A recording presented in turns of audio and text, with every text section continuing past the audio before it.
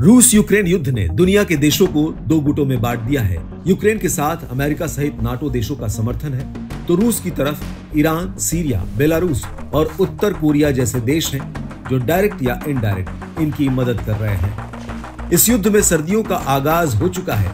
खून को जमा देने वाली सर्दी में सब कुछ थम सा जाएगा।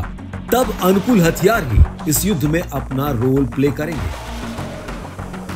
अब आने वाली इसी विकट परिस्थितियों को देखते हुए दोनों देश हथियारों को जुटाने की अपनी अपनी तैयारियों में लगे हुए हैं। इसी क्रम में रूस का सहयोगी देश उत्तर कोरिया जो करने जा रहा है वो यूक्रेन समेत पश्चिमी देशों के लिए बड़ी मुश्किल का सबब बन गया है। उत्तर कोरिया रूस को अपने घातक हथियारों के जरिए खुले रूप से रूस की मदद कर रहा है। हाल ही में जब किम जोंग उन और पुतिन की मुलाकात हुई थी तब दोनों के बीच हथियारों के सौदेबाजी की खबर ने हलचल मचाई थी। अब यूके इंटेल ने यह कहकर इस हलचल को और तेज कर दिया है कि उत्तर कोरिया रूस को भारी मात्रा में युद्ध सामग्री भेज रहा है। ब्रिटेन के रक्षा मंत्रालय ने कहा कि उत्तर कोरिया ने हाल ही में रूस को भारी मात्रा में युद्ध सामग्री भेजी है और वो रूस के सबसे बड़े विदेशी हथियार आपूर्तिकर्ताओं में से एक बनने की राह पर है।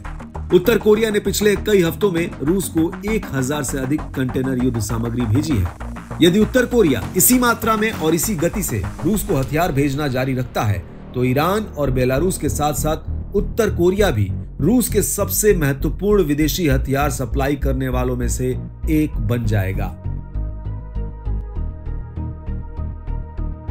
रूस की सामरिक ताकत अपने आप में काफी बेहतर है। ईरान और बेलारूस के हथियारों की मदद के साथ साथ अब उत्तर कोरिया के हथियारों का ये जखीरा यकीनन रूस को इस युद्ध में और बेहतर पोजीशन में ले आएगा। वैसे देखा जाए तो किम जोंग उन और पुतिन के एक साथ आने के उनके अपने अपने हित जुड़े हैं। रूस यूक्रेन के खिलाफ युद्ध लड़ रहा है, वहीं दूसरी ओर नॉर्थ कोरिया लगातार साउथ कोरिया और जापान को उकसाने की कोशिश में लगा हुआ है। ऐसे में एक तरफ उत्तर कोरिया अपने हथियारों के जरिए रूस की मदद कर रहा है तो इसके एवज में उसकी नजर रूसी सैन्य सहायता और उसकी टेक्नोलॉजी की तरफ भी है।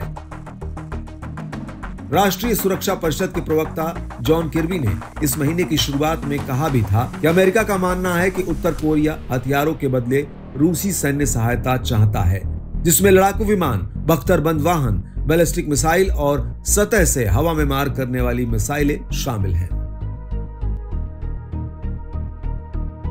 अब अगर ओवरऑल देखें तो यूक्रेन के सामने कई तरह की मुसीबतें खड़ी हैं। सर्दियां सिर पर हैं, जिसका फायदा उठाकर रूस ने पिछले साल खूब तबाही मचाई।